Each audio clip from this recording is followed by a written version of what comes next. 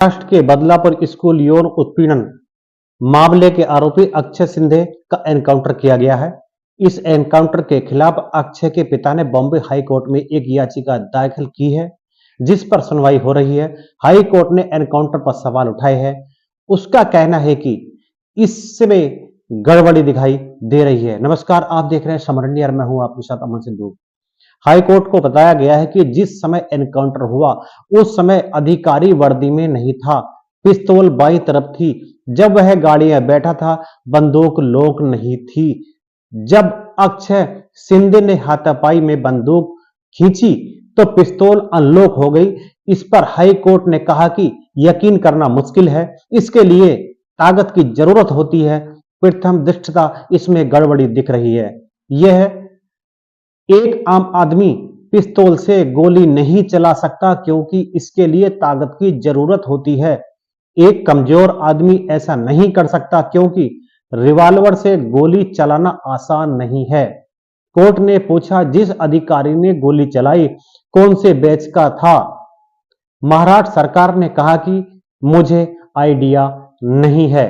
Maharashtra police की ओर से पेश हुए वकील ने कोर्ट को बताया कि गोली आरोपी के दाहिनी सिर पर लगी और बाईं तरफ को निकल गई।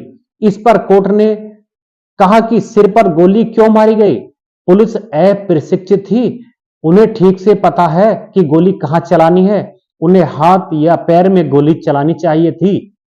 पीछे 4 पुलिस वाले हैं, फिर कैसे संभव है कि एक कमजोर आदमी पर काबू न पा सकें?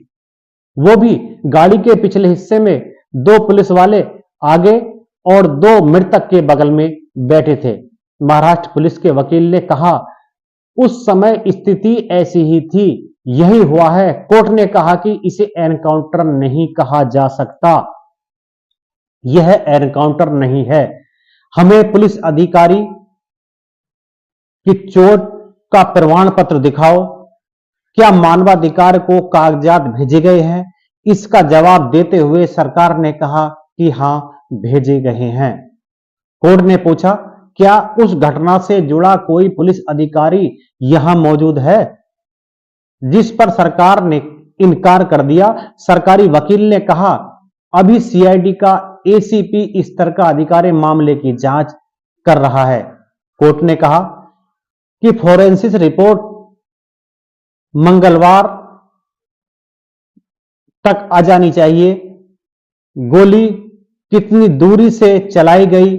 सिर से गोली निकलने के बाद वह कहां गई? गोली किस जगह लगी? हथियार की जांच बैलिस्टिक फोरेंसिक विशेषज्ञ से कराई जाए। हम उम्मीद करते हैं कि जांच निष्पक्ष होगी, क्योंकि इसमें पुलिस अधिकारी शामिल है। अगर हमें कुछ भी अप्रिय लगता है तो कदम उठाने के लिए बाध्य होंगे। इससे पहले अक्षय सिंधे की ओर से पेश हुए वकील अमित कटरानावारे ने कोर्ट में कहा कि अक्षय सिंधे को तलोजा जेल से कस्टडी में लेते समय और घटना के समय सभी दुकानों की सीसीटीवी तुरंत सुरक्षित रखी जाए। अक्षय सिंधे से जेल में उनके परिवार से मुलाकात हुई थी। उन्होंने कहा था कि घटना की तारीख को उसने अपने माता पिता से बातचीत की और पूछा कि उसे जमानत कब मिलेगी। मामला यह है कि वह कुछ भी करने की मानसिक स्थिति में नहीं था, जैसा कि पुलिस ने दावा किया है कि उसने पिस्तौल छीन ली और अधिकारियों पर गोली चला दी। अमित कटरानावारे ने कोर्ट को बताया कि अक्षय ने माता पिता से 500 रुपए भी मांगे थे, ताकि वह कैंटीन में, जो जेल में कैंटीन होती है, उसकी सुविधा ले सके। जो कुछ उसे खाना होता है वह वहां से ले ले। वह भागने की स्थिति में नहीं था और न ही उसके पास पुलिस अधिकारी से पिस्तौल छीनने की शारीरिक क्षमता थी। आगामी चुनावों के मद्देनजर अक्षय की हत्या की गई है। यह अक्षय सिंधे के पापा ने वकील किया था, उसने यह बताया। अक्षय सिंधे के पिता के वकील ने यह भी कहा कि यह स्पष्ट है कि वह फर्जी मुठभेड़ की जांच की मांग कर रहे हैं। सीआईडी या किसी अन्य पुलिस स्टेशन में वरिष्ठ अधिकारी द्वारा स्वतंत्र जांच की जानी चाहिए, जैसा कि कानून के तहत किया जाना आवश्यक है। हाई कोर्ट को एसआईटी के गठन के लिए निर्देश देने का अधिकार है। पुलिस ने धारा 307 के तहत आरोपी के खिलाफ एफआईआर दर्ज की, लेकिन एफआईआर दर्ज करने के लिए माता और पिता की शिकायत अभी भी लंबित है। उन्होंने कहा कि एसआईटी पीड़ित को न्याय दिलाने में विफल रही है, इसलिए दोनों की जांच एक साथ होनी चाहिए। महाराष्ट्र सरकार की ओर से पेश वकील ने कोर्ट में कहा कि सीआईडी ने पहले ही जांच शुरू कर दी है। एक मामला 307 के तहत दर्ज है और दूसरा एक्सीडेंटल डेथ रिपोर्ट यानी कि एडीआर में दर्ज है। मेरा आपसे एक सवाल है, हर रोज कहीं ना कहीं एनकाउंटर होते रहते हैं, क्या एनकाउंटर सही है?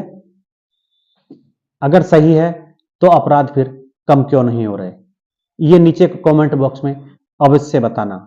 और हां, अगर आप हमारे चैनल पर नए हैं तो कृपया सब्सक्राइब करें, लाइक करें और कमेंट करें।